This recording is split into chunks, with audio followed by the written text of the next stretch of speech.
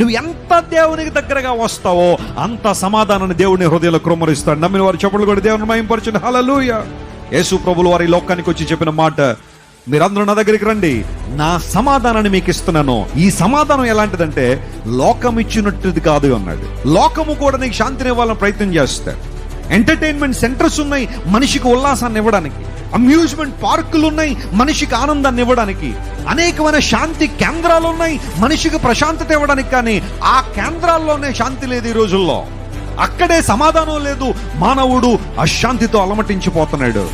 కొన్ని కుటుంబాల్లో భర్తలు ఇంటికి వస్తున్నారనేసరికి భార్యకు టెన్షన్ స్టార్ట్ అయిపోద్ది. వచ్చి ఏ గొడవ చేస్తాడో, ఏ మాటలు మాట్లాడతాడో. కొన్ని కుటుంబాల్లో భార్య ఇంటికి వస్తున్నప్పటికీ ఆ భర్తకు శాంతి లేదు, సమాధానం లేదు. తల్లిదండ్రులు బిడ్డల మధ్య సమాధానం లేదు. ఎక్కడ చూడండి అశాంతి, ఒక కేయాస్ ప్రపంచంలో నడుస్తూ ఉంది. రాజకీయాల్లో మనం చూస్తుంటే అనిశ్చిత ఉంది, అశాంతత ఉంది. ప్రపంచం అంతా కూడా అశాంతితో, ఎక్కడ ఎప్పుడు ఏ యుద్ధం వస్తుందో, ఏ విధమైన పరిస్థితులు ఉంటాయో తెలియదు. కారణం, మ్యాన్ ఈ స్ట్రైవింగ్ ఫర్ పీస్. నిజమైన సమాధానం కోసం మానవుడు వెతుకుతున్న ఈ రోజుల్లో బైబిల్ ఆహ్వానిస్తోంది. యేసు ప్రభు ప్రతి ఒక్కరిని పిలుస్తున్నారు.